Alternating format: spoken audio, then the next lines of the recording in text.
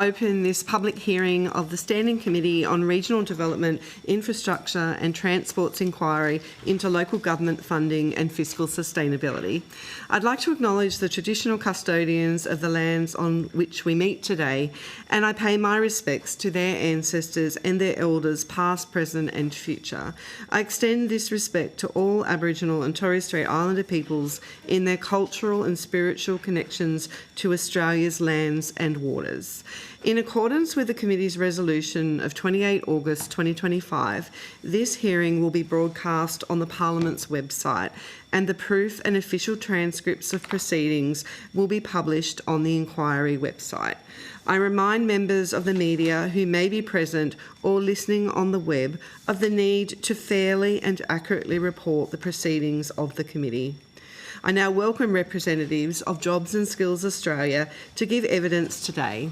For the Hansard record, would you please state your full name and the capacity in which you appear before the committee? Thank you. So I'm Simon Booth. I'm the Executive Director of Jobs and Skills Australia. Ben King, Assistant Director, Regional Analysis and Workforce Planning. Bjorn Jarvis, I'm the Assistant Secretary of the Workforce Futures Program, which includes both my colleagues on my left and right. And I'm Kirsty Leslie, the Director of the Occupation and Industry Analysis Team within Jobs and Skills Australia. Thank you. I now invite you to make a brief opening statement, if you'd like. You go, Bjorn. Yeah. So by way of opening statement, we were just going to thank the committee for the opportunity to provide another submission following our 2024 submission, and similar to our last appearance at the 2024 hearing, very conscious of your valuable time and very happy to take questions rather than bogging you down with a long opening statement. That's okay. Did anybody else? No? I should have also said as well, although the committee does not require you to give evidence under oath, I should advise that this hearing is a legal proceeding of the Parliament and therefore has the same standing as proceedings of the respective houses. The giving of false or misleading evidence is a serious matter and may be regarded as a contempt of Parliament. The evidence given today will be recorded by Hansard and attracts parliamentary privilege. So thank you for that. So we might just go to questions, if that's okay. I might just start, and I know that there's lots of questions. I guess I'm just wondering, in your view, how effective do you think the states and territories are in coordinating with local governments on long-term workforce planning to address skills shortages?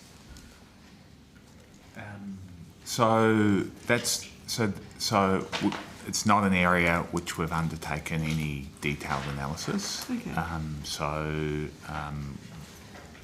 We are working through the development of a regional roadmap study, and maybe Mr. Jarvis might want to make a few observations about what we have seen through that study, and we published a phase 1 report from that, and with regard to the role of local government. Yeah, no, very, very happy to.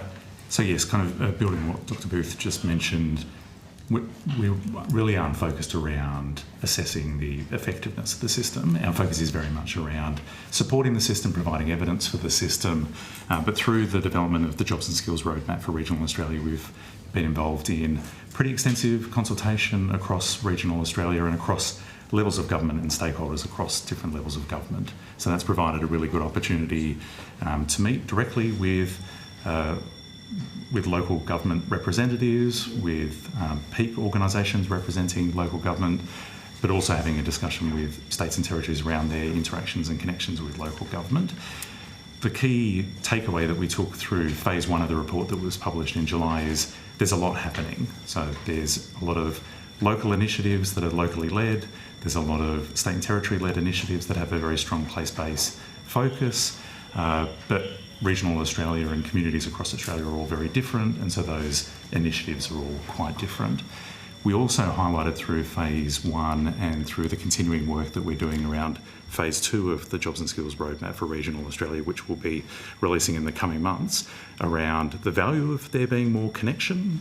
So through the phase 1 process, we can see that there is a strong appetite across stakeholders to build connection, but clearly there's opportunities for more connection. Now, there are great mechanisms that help to foster that connection. So it's been really encouraging to see the work that the regional development stakeholders are leading to bring levels of government, but also different parts of the system together. But we did highlight that there's value in greater connectedness in order for the system to improve. Okay. All right. I might go to Mr. Smith. He's got a couple of questions, I think. Yeah, look, particularly within the sort of state to local government like-for-like kind of jobs and that's pay scales, particularly in Queensland, there is a massive, massive disparity between what local governments are paying and what the state government is paying. With that in mind, how does the industrial relations systems of each state and territory influence the availability and the ability of local government to be able to secure workers? So that's a good question. That's outside of the remit and the bailiwick for Jobs and Skills Australia. That'd probably be a better question that'd be directed to the states and territories and some of the kind of industrial partners that are engaged in discussions around that. Okay. Maybe one follow-up. Jobs and Skills Australia does produce, analyse where occupations are in shortage, and we publish a list around that. What we do when we identify an occupation as in shortages, we do an analysis around what are the key drivers of that occupational shortage, and we've got a kind of pretty simple typology around that, which is it predominantly driven by a lack of qualified staff, or qualified people who so there's an insufficient supply? Is that shortage driven by a perception from the employer that the workers aren't suitable, so there's enough qualified workers, but for whatever reason they don't either have the skills that the employers were wanting, or they don't have the sort of personal attributes or kind of experience or skills in the workplace that will support them to fit into the team, or if there's a retention gap, and that's where we've identified that there's a sufficient supply of qualified workers but are not prepared to take up the jobs. And so that report, it's national, so it looks at the primary driver nationally, so it doesn't necessarily get into, there'll be regional variation in it, but it does give you a sense of, is it a challenge in relation to job design, wages and conditions? You'd see that in a retention gap, or is it another driver, insufficient supply, or a suitability gap? And I know in the context of some of the submissions you've received, it's talked about roles like surveyors, which are in shortage. It's talked about some engineering roles which are in shortage. Our data shows for surveyors probably there's an overall lack of sufficiently qualified surveyors, and so there's a role for the education training system to provide more of them. And then for some of the other roles, we've identified probably the ones that we kind of seen in the context of this inquiry. It's often the suitability gaps where there's enough people, but the employers aren't finding that the people meet their needs or expectations. Are you aware of any, initiatives that the states and territories are implementing to try to address, particularly if the people aren't, if they've got the qualification but they're not exactly what they need, how are they addressing that gap? Is there a way forward there, or are they just sort of going, they're not? It's a good question. I mean, so no in particular in relation to this context, but I suppose the general way that systems would address suitability gaps are government has a role, but it's not only government. Industry creating work integrated learning pathways, it's really important so that when the people are studying, they get active time in the workplace that's structured and well supported, and that way then they're more likely when they're qualified to be ready to start working straight away. And obviously governments have a role in that, industry has a role in that in terms of how it defines the curriculum for courses and also making available those structured learning opportunities. Cool. Thank you. Deputy Chair. Thank you very much. One of the issues that I'm aware of for a number of regional councils is the use of consultants to try and fill the gaps where they can't recruit staff. Have you done any analysis? I've only got it anecdotally. I was wondering whether you've looked at that in the context of local government. So it's not something that we've specifically looked at in detail, but there's a lot of data-related work that Jobs and Skills Australia does to profile particular occupations and industries.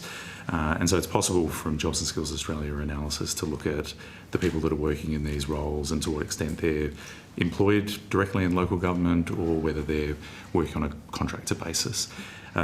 Through the data work that we do, we work closely with other people across the system. So going to that earlier question around, how does JSA support kind of broad discussions across the system? We work closely with Public Skills Australia as the Jobs and Skills Council within their workforce planning.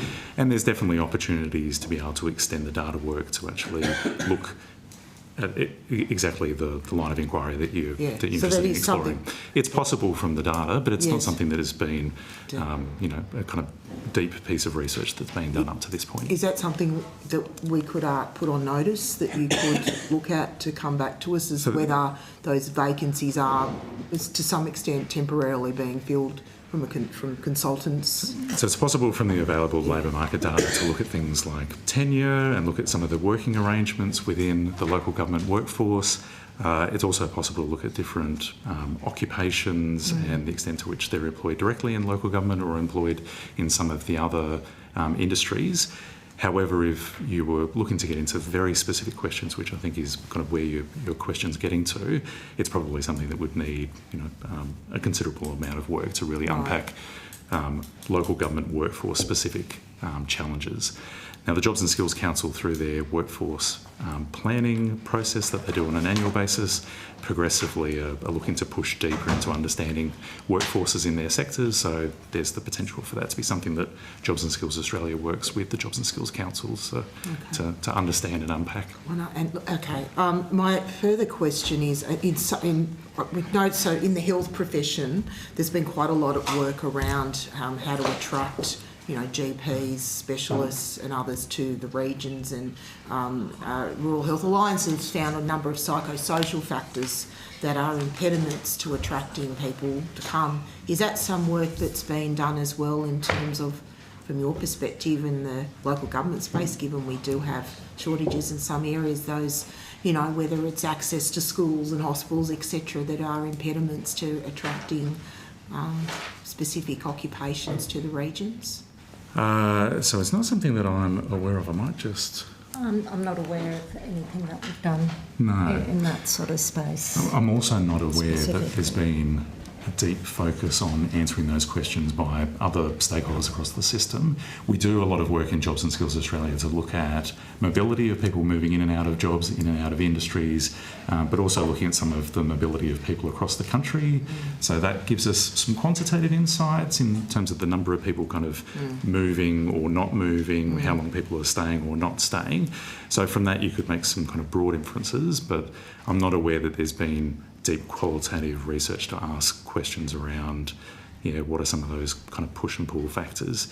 The Regional Australia Institute does work connecting with regional stakeholders to try and understand some of what attracts people, keeps people in regions, or prevents people from either staying or wanting to come into regions. So there's this building body of evidence that's trying to understand the workforce elements as well as broader kind of movements across the population and in and out of regional communities, but probably not to that level of specificity that you're after. Is that quant work something you could do, or is it outside of your brief? It's not something that would be covered by any of the things that are within our existing work plan or existing work that we're aware of at the moment that would be exploring that, but there could be potential in the future. Okay, thank you very much. Thank you, Chair. Ms. Brisky. Thank you, Chair. Thanks very much. Just sort of flowing on from that conversation, I was wondering whether you could explain how perhaps the Jobs and Skills Roadmap for Regional Australia could support workforce sustainability in local governments in those regional and remote communities. Yeah, very, very happy to. So as we noted in the submission, we've been doing a lot of work around regional Australia, and regional Australia has always been important to Jobs and Skills Australia. So we have an extensive amount of data, and the regional roadmap, phase 1 was released in the middle of last year, phase 2 will be released in the coming months, is the kind of next step going beyond just a data role and filling data gaps and improving data to also being able to kind of join up conversations. So I think first and foremost, the regional roadmap provides an opportunity for a shared and joint conversation around regional Australia, and it's been something that local government stakeholders have been particularly keen to engage with. So we talked about the regional roadmap, for instance, in the middle of last year, just before we released, at the ALGA annual conference. It's also something that we've met with the Australian Local Government Association in their kind of national executive meetings to talk about this. So it recognises the important role that local government stakeholders play in supporting place-based discussions, place-based connection, but also the important role that they play as local employers. And in our submission, we highlighted for some of the local government areas just, how important and influential local government is as a direct employer within the jobs and skills system. So it provides, first and foremost, an opportunity for a joint-up conversation, an opportunity for us to also talk about what's important, so what matters, and talking about what we're going to be measuring and monitoring in support of highlighting things that matter. So there's an important part of the roadmap in identifying a vision for the jobs and skills system across regional Australia, identifying important principles and kind of vision principles that underpin that vision, but also producing a series of metrics that can actually be tracked to help understand to what extent things are improving, not changing or worsening. Once again, to make sure that there is that continuous feedback loop into the conversation. There's also, beyond that kind of data side, through the consultation process that we've had around the roadmap, we also identified that there was value in having some policy design principles. So within the roadmap, we've got a series of policy design principles which, in developing them, we were conscious of not telling people to suck eggs, but it was interesting how often in conversations that we're having with regional stakeholders, including people from local government, that strong feeling that place wasn't front of mind when policymakers were doing place-based policy. Sure. And so the policy checklist isn't there because that's not happening, but it was there as a tool to make sure that there is a consistent language that we can use around place-based policy. And then beyond that, the roadmap also provided an opportunity to capture a broad range of perspectives across regional communities, once again, including local government stakeholders, to kind of enable them to provide a voice into that national conversation. So within phase one, there's a bunch of examples that we highlighted of place-based initiatives that are, that people are proud of and that are working, not necessarily to say that they're what every community should do, but using that as a way of kind of platforming things that are working. Sure. But also being able to highlight those local voices. And phase two of the report, we're actually building on that by we've just recently run a survey of local stakeholders across the jobs and skills system. So there's a mixture of people that work in education and training, work as employers, work in councils and in important regional roles, regional development stakeholders, for instance, to also more systematically capture those perspectives. Okay. So we feel like phase one was a good starting point for bringing all of that together into a single consistent report to support a joined up conversation, and then phase two will build on that. Great. Yeah, please. So Yeah. Just one other observation in addition to what Mr. Jarvis said, which is, it's really challenging to write a roadmap for regional Australia because regional Australia is so diverse. Correct. And so what Mr. Jarvis has described is where we think we're offering value is in how to go about it, recognising that what that's going to look like has to look different in each community. And the real strength of regional communities is the ability to connect. So compared to metropolitan regions, people across multiple service systems can come together around a shared purpose in a way that's much harder to do in the metropolitan area. Yeah. And then I suppose one of the things that so there's a real strength in that. We're trying to provide a sort of set of lessons or a checklist that lets you utilise that strength for the benefit of those communities. And then I suppose part of the challenge or the considerations for policymakers and for funders in that is making sure you design the policy or the funding in a way that lets those communities do that local adaptation so they can play to their strengths. So is that part of the phase 2 on the sort of phasing of the... What is the sort of timeline? What's the sort of end game? Yeah, so, good question. So currently phase 2 is likely to be released around May, June of this year. Okay. So it'll be about a year after phase 1. And like Dr. Booth touched on, so builds on phase 1, moving into phase 2. There is a very strong focus, like Dr. Booth just touched on, in strengths as well as weaknesses, opportunities and challenges. So we've been really conscious to make sure that phase 1 wasn't just a report that was talking about the challenges, and there are obviously real challenges, particularly when we're talking about the remote and very remote parts of the country. But as Dr. Booth just touched on, also highlighting the strengths. And there's a strong theme through the phase 1 report will be reflected in phase 2, but also all of the conversations that led into phase 1 and the conversations and the consultation, including in-person roundtables that we ran around the roadmap in between phase 1 and phase 2 around connection. And so connection is a real strength for regional Australia, and for local government, they are some of the most connected stakeholders anywhere across the entire jobs and skills system. And so also ensuring that phase 2 provides a recognition of that, about leveraging and really kind of leaning into those strengths, while recognising the fact that connecting up the systems, particularly in thin markets, can be a challenge. Sure. Can I sort of take you back to some of the specific jobs in local government, planners, engineers? What are you able to explain how the Commonwealth might be supporting or strengthening training pathways for these key local government occupations? You can start again. So I mean, those questions really are probably best directed to both DUA around the vet system and to the Education Department around higher ed service roles.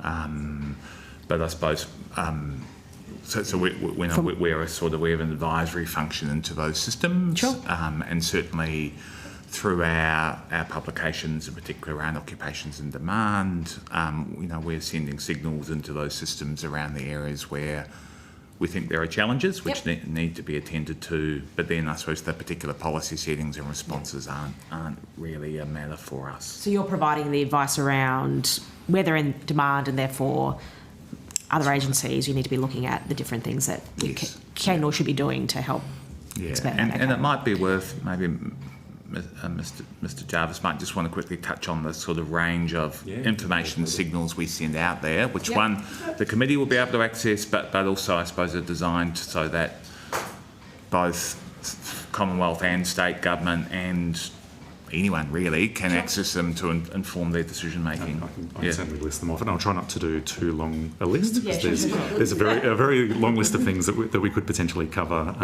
which are, as Dr. Booth mentioned, all available, publicly available on the JSA website, the most purple website on the internet. So probably the key ones, kind of layering through that list, would be, we've already talked about the occupation shortages, so looking at occupations that are in demand, looking at the occupations that are in shortage, are they in national shortage or are they in regional shortage, and then complementing that with information to understand drivers. So that's important for our colleagues in DUA and the Department of Education to not just have that monitoring view of are things getting better or worse, how they're changing over time, but also building that understanding of what's actually behind this. Now that's an occupation focused part of the JSA kind of product offering, along with a range of other things that we do through a kind of occupation view. So we have occupational profiles, we have a series of occupation information that we publish through the Jobs and Skills Atlas, which looks at national views, state and territory views, but then regional views of occupations. We also have something that is still a relatively new product that JSA developed called the Nowcast of Employment across regions at the occupation level, and that provides very granular view of occupations on a regional basis and how that's tracking on a monthly basis. That was information that was previously only available at a very high level from the ABS at a regional level on a quarterly basis, and most of it was really only available every 5 years. So that provides that regular tracking of occupations. And that complements the work that we have in the occupation shortage information, where we're kind of looking at occupations that are where there's a real challenge in filling it, but also the regular occupational information that we produce through the Internet Vacancy Index and the Total New Vacancies. And those are two other products that are very focused around how do we actually look at occupations that employers are trying to fill. And that's complemented with a series of information that we collect directly from employers, where we actually drill in to actually understand what action they're taking, but also understanding some of the challenges and what might be explaining some of those kind of persistent challenges that employers are facing. In addition to that, we have a range of information where we also look at industries. So we have industry profiles. We produce a bunch of regular monitoring of industries similar to occupations to actually look at industries that are growing, industries that are maybe kind of not changing much, but also industries in decline, and doing profiling to better actually understand what's actually behind that. So that's really important for local government, where there's an interest in both looking at these key occupations that are important for local government, but also looking at local government as an industry and how that's tracking over time. Now, in addition to that kind of broad tracking, we also do employment projections. And so the employment projections look at existing trends in the labour market and existing changes that we can see occurring within the labour market. What do we think a likely future level of employment in particular occupations and particular industries and particular groups of skill levels will look like 5 years and 10 years from now? So that helps to kind of draw the what have we seen in the labour market and how things are changing over time, what's happening now, but also JSA providing a sense of how is this likely to play out over a kind of 5 or 10 year horizon. So that's really useful for local government to get a bit of a sense of what's the kind of JSA employment projection for the local government as an industry relative to all the other industries across the Australian labour market. We also produce a huge amount of information, which we've kind of highlighted through some parts of our submission around transitions. So there's a lot of analysis that we do of occupational mobility and industry mobility to help particular employers and also industries more broadly to actually understand where people are coming from and where they're going, and that's really important. Beyond that, and this is where it's really important for local government, we have an extensive range of information that we produce on a regional basis, so that it's not just looking at industries and occupations in isolation, but being able to marry that up with what are we actually seeing around changes in the strengths, both opportunities and challenges for regional labour markets. So there's a bunch of those products that I've mentioned that have kind of regional dimensions, but in the last 5 years we've also produced a range of things that are quite new and innovative to equip regional stakeholders with more regional level and place-based intel than they've had in the past. And a good example of that would be the Regional Labour Market Indicator. So that's an indicator that we produce on a quarterly basis that gives regions a sense of their relative labour market situation compared to the broader Australian labour market, and then compared to neighbouring adjacent regions, and also how that's changing over time. So together that goes to Dr. Booth's point around, it's a rich range of evidence, a rich range of data-related products, and we're a kind of key data producer, complementing a bunch of work that's done by other parts of the Commonwealth and beyond, but also puts us in a position where we can draw from that broad range of intelligence to be able to provide advice to stakeholders that need to design policy and make decisions. Yeah, great. All right. No, thank you, Jane. Thank you. Mr. Benning, did you have a question? Sorry, I'm okay, thank you. You're okay? Ms. Oaker? Yeah, just one. I think it's fair to say that when you look at local government, there are ageing workforce, retirement, all that sort of stuff. So what sort of initiatives, and I think there's a relatively low proportion of workers aged under 25 coming into local government. So are you able to talk about what sort of initiatives are being developed to attract younger workers into local government, into that sector? So we're probably not the best people to talk about the initiatives, but we could talk about how we're supporting stakeholders on those initiatives, and highlighting the fact that the importance of initiatives to tackle that is definitely something that is universally accepted across all of those stakeholders. So for instance, the work that Public Skills Australia is doing as part of the workforce plan, there's references in there around the ageing profile of the workforce, but also a focus around what does the pipeline of people into the workforce look like, but also what is the expected future kind of outflow. So we also highlighted kind of elements from our own analysis in the submission, which generally shows that the outflow is less of an issue than it is for other industries, but there is very So strong... not as many people are leaving? Yeah, that's right. Yeah. But there is a particularly strong outflow for people who are retiring, which is Yes. connected to that older workforce. Yeah. So it's something that our data supports monitoring, understanding the nature of it, but also helping to provide that sound evidence base as these initiatives are put in place. It is definitely something that was front and centre of the recent discussion that we had with ALGA around their kind of view of the workforce. And I don't know whether you have any information, but is that exacerbated when you get out into more remote sort of areas, rural and regional? Don't think we've actually looked at the age profile across people working in local government across the different local government regions, but that is something that we could probably just do. Do you know if that's done at all? You don't do it, but do you know if anyone does that sort of stuff? So it is definitely something that the local government stakeholders, so the councils, are very attuned to the ageing profile of their workforce. So there's extensive work that they're doing looking at their workforce profiles. Yeah, and they would know that from their own perspective, but they wouldn't really have a bigger picture to show. Is it more exacerbated in really remote sort of areas as opposed to other more metropolitan type areas? So it is possible to get that answer from existing data, and it is definitely something that the local governments look at through their workforce planning. So as Ms Leslie's kind of touched on, it's not something that we've got at hand here. No. If we were to speculate, I think our speculation would be it's probably greater in remote and very remote areas and the outer regional areas, just because the population profile more broadly is also older in these types of roles in those parts of the country, but it's definitely something that we could take on notice. That'd be great if you could, and if you've got anything to provide, that'd be great. Thank you. Thanks. Thank you. Mr Fenning. Thank you. So I represent 28 councils in South Australia, a lot of them remote and regional and rural. And when it comes to, obviously there's not as much opportunity for jobs and skills. And these communities have typically relied heavily on TAFE. And we're finding that these TAFE centres, not necessarily closing down, but they're not open. And the skills and training available at these TAFEs don't reflect their industries. As an example, Coober Pedy, it's an opal mining town. The TAFE there no longer does sort of gem cutting training courses, but you can get your boat licence, which makes no sense for Coober Pedy if you know where it is in the country.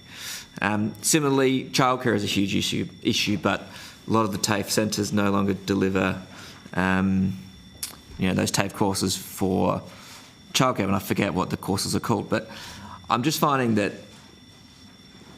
TAFE has become a huge issue in regional South Australia. Is that something that you're accountable for, or could... So, I'm happy to touch on this.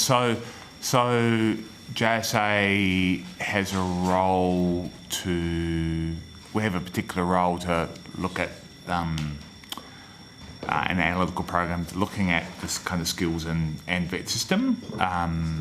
We haven't, the issue you're talking about, which is the issue of kind of provision planning, isn't something which we are currently working on or looking at. Under the National Skills Agreement, it's a matter the state government makes those allocation decisions around the design and delivery of funded vet. We're not really in a position to comment on that further. Thanks. Okay. Mr Newman. So you've done it. This is an impressive body of work. So you've done a lot of work to say there's about 218,000 people working in local government. They're older, they turn over quicker. There's shortages in service delivery, like librarians through to urban planners. How do you, we don't have constitutional responsibility for local government. The times when Labor governments have put up referenda, they've been knocked off. The state governments they're creatures of state government, for example. To what extent do you convey this? For example, I've represented a lot of rural and regional councils in southeast Queensland, and none of them ever talked to me about a lot of this granular data. Do you go and meet with, say, the Somerset Regional Council, the Lockyer Valley Regional Council, or the Ipswich City Council, or the South Burnett Council? You actually go and sit down in council chambers and present this to them? Or what do you do? How do you get this information to them?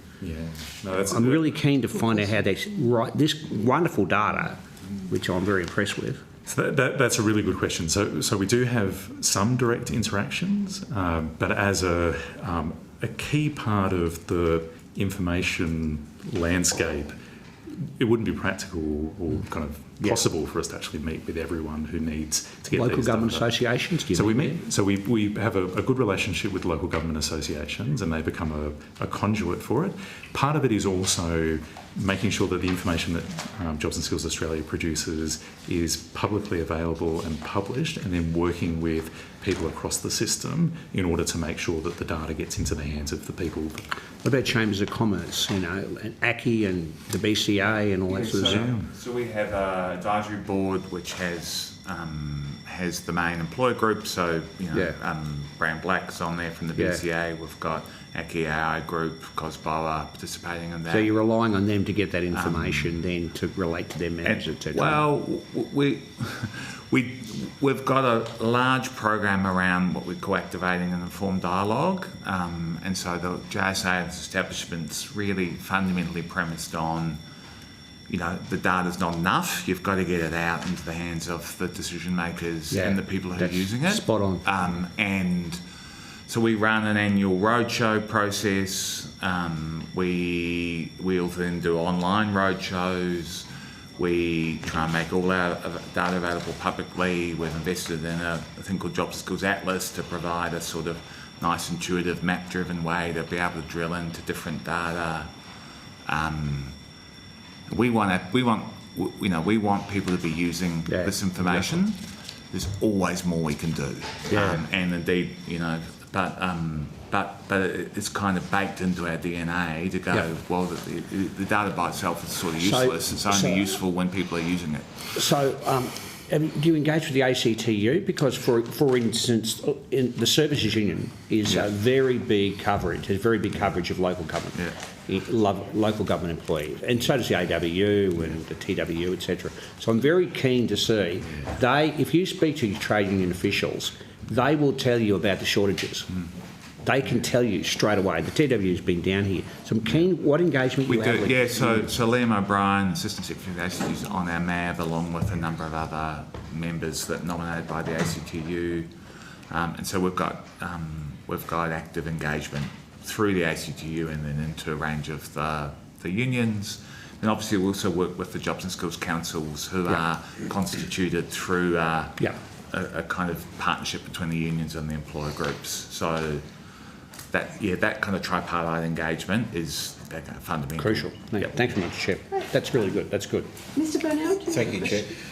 Just a couple of questions. One, I'm interested to know how far back you track trends to, and then identifying, has there been a shift in skill shortages across disciplines over that period of time that you've been tracking? Because I'm interested to know if it's a shortage of manual labour skill sets or academic skill sets, and then are those shortages, are they geographically grouped or not? Like, is it spread across the entire country, or are there geographical hotspots around specific skill set shortages? I'm happy to jump in first on that. So the short answer is there's a combination of different kind of time kind of spans here. So in terms of monitoring the labour market, there's a bunch of labour market information that goes back 60, 70 years that's pretty consistent, so we can look at those kind of long trends. There's a range of information that we've been collecting from employers over decades, and we also have a kind of long-term view of that. There's new and innovative things that we've done in that kind of mix of products that I kind of rattled off before. Some of them are a little bit kind of newer and a little bit shorter in their focus. The focus around doing occupational shortage reporting, analysis and unpacking is still a relatively new thing. So it's always been something where there's been a focus on actually understanding where occupations have been in shortage and tracking those at a high level. But the way that JSA does it at the moment is something that we've only been doing in recent years. So really in focus using the methodology that we have at the moment really over the last 5 years. So it's tracked on an annual basis. It's supplemented with work that we do on a quarterly basis, information that we're also gleaning out of the stuff that we look at on a monthly basis. And so that's done consistently, and it is helping us to build a picture over time. So we don't just do this kind of annual snapshot and then move on to another one. We're also looking at how are occupational shortages changing from one year to the next. And the more we do it, the longer term picture we're building up around occupational shortages. Doing that nationally, but also looking at that in terms of regional shortages. So then this sort of leads me to my next question. So where you've got long-term shortages around skill sets that are not being met in specific LGAs or groupings of LGAs, is there a flag that goes up and then a notification sent to DUA or somebody? Because it sounds like you just do the data set analysis work. Correct me if I'm wrong, and I don't want to verbal you, but if that's your role, then how do you then take those data sets and findings to the ground level to ensure that, for instance, a mayor and a CEO in a smaller LGA have got the right equipment and support to be able to act on the information being given? So from an information perspective, going back to the last question, you could think of what JSA does as trying to feed a fast-flowing river, and then there's tributaries that flow off that go here, there and everywhere. And so the work that we do, there's a bunch of direct processes that we have and a bunch of direct relationships where that information's being passed directly along with advice around how to use that. And then there's a whole range of tributaries which then have their own tributaries. And so a lot of this is actually us working with some of the key influential national stakeholders and organisations, so ALGA would be a good example of that, to make sure that this information can actually flow to where it needs to flow. Going to the early point that Dr. Booth was making, we also are very conscious and very focused on making sure that the information is accessible and packaged in a way that it does actually have an impact. So it's not just dropping data and then asking people to do their best to make sense of it and to use it. It's to package it in a way where it's actually practical and focused around, here's accessible information, this is what it means. We may not hold the policy levers for what are you going to do with that information in practice, but providing the advice that equips them to be able to quickly and effectively move into those conversations. Okay. And can I just ask about the suitability gap that you mentioned, and I know it's in your submission. In your view, how is the federal government working with universities, the vet system and industry to address that? And have you seen a change? Has there been an improvement over time? I'm happy with that. Yeah. So, look, the drivers of different occupational shortages do vary over time. And it's sort of hard to generalise, particularly if you think across vocational ed, or across, the breadth of educational pathways is very broad. In relation to vocational ed, it's the role of the Jobs and Skills Councils to look at the curriculum, and they have a rolling program. They both work with us. They undertake workforce studies and then look at our reports on the drivers, and then often do more detailed analysis themselves, and that can then inform how they might set the curriculum requirements for vocational ed courses. So in relation to vocational education, that's built in. The higher ed system's a bit more autonomous, and I think we are building our relationship with the ATEC as it's been established, and it's certainly an area where we're looking forward to collaborating with them on more in future. So it's hard to generalise, though, I think across the breadth of the system, because the drivers of those gaps do vary based on what's going on in the labour market, what employers are looking for, and they also vary as there's changes then in the delivery modes and the structure of the curriculum as well. So it's a sort of bit horses for courses. We do, our commissioner will be meeting with the skills ministers later this month, and then we work closely with all the skills officials, for example, to make sure that they're aware of the information we're gathering, and they can use that to inform their planning into their systems.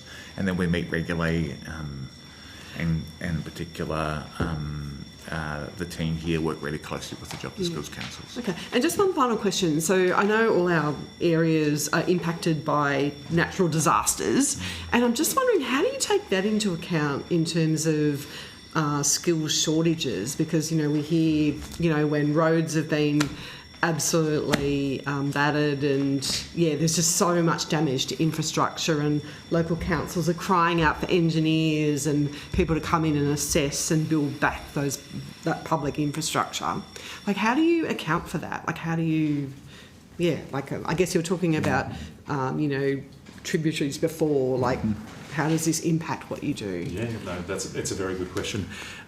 So the short answer is by making sure that we've got an eye to what are the long-term and enduring challenges, enduring opportunities, and how are things structurally changing across the local government industry specifically, but also the broader labour market, but also ensuring that we're producing timely labour market information to actually understand some of these short-term shocks and what that means for workforce planning and demand for particular occupations.